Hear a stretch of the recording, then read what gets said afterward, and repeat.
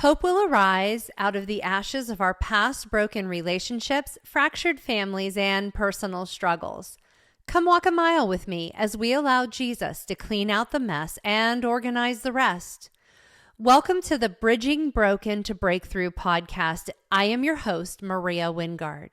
Grab your shoes, lace them up as we start strolling through this week's episode. Finishing up the Offendable Me series, this is Forgiveness, part 3. How well do I handle being wrong when I'm not? How much time do I spend trying to justify my rightness, fighting for my position? How do I also handle false accusations? Quote, if I can handle appearing wrong when I'm not, I'll not have to be wrong in order to learn how to handle being wrong. Bill Johnson. Wow. Can I handle the appearance of being wrong even when I'm not? I can honestly say I'm not completely able to be viewed as wrong, especially when I'm not.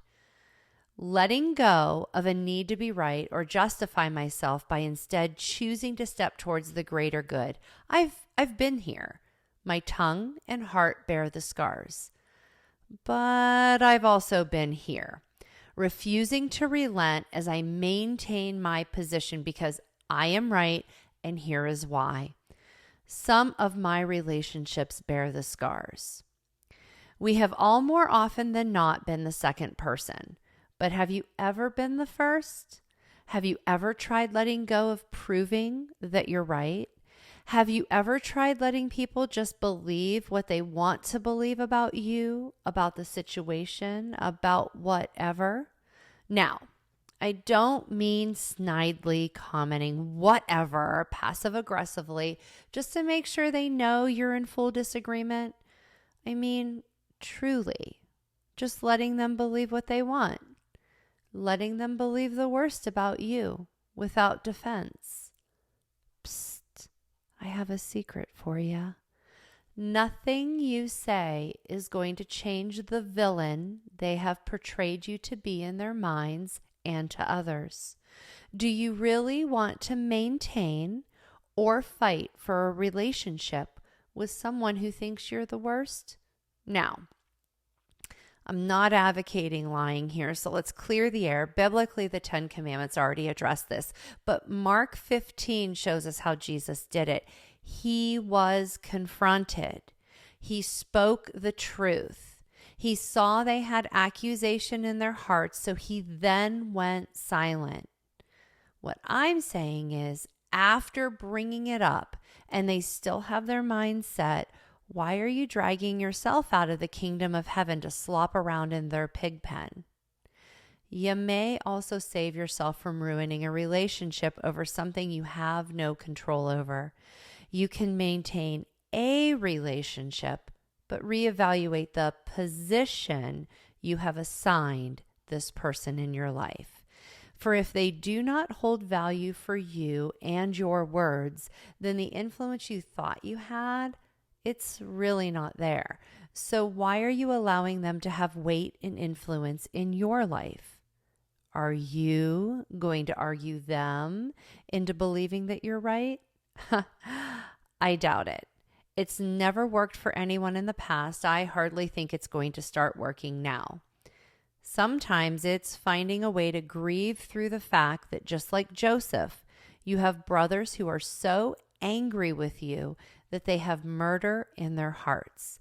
God knows you don't, and this blind love you carry for them places you in a position for your brothers to attempt murder again. God loves you enough to separate you. He stopped the first attempt. He will stop the next. Their rejection is God's protection. Like Joseph, we cry for restoration and reconciliation, not knowing the other person simply wants us gone.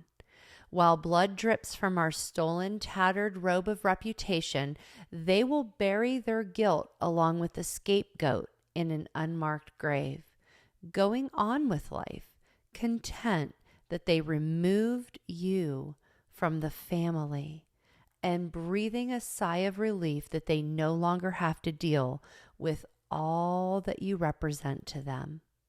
Mentally, you can continue to bitterly lay in the pit they tossed you with your reputation shredded and ripped from you like your coat of many colors, or find radical acceptance going into slavery.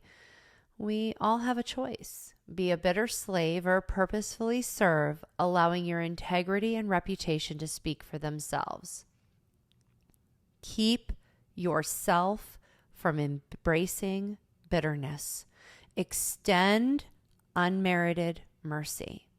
Quote, "Any donkey can prophesy, any orphan can raise the dead, but only a son or daughter can extend mercy where none is deserved." Ed Watts. Love is the key. Loving someone through their mess and through their wrongness. Quote, "Love one another with brotherly affection. Outdo one another in showing honor." Romans 12:10. If we claim to have Jesus in our heart, and the greatest thing Jesus did was to forgive, is Jesus really in our hearts if we can't forgive? Like the prodigal father, sometimes love is letting go of people who want to leave and also loving them without accusation or bitterness upon their choice of return.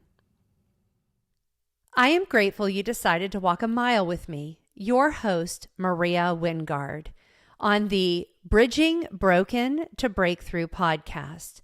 I pray that through our conversation, Jesus reveals how he is bridging broken to breakthrough as we stroll through another mile in this journey called life. Hope will arise if you let him in your life today. To listen to past episodes or find out more, please visit hopewillarise.com.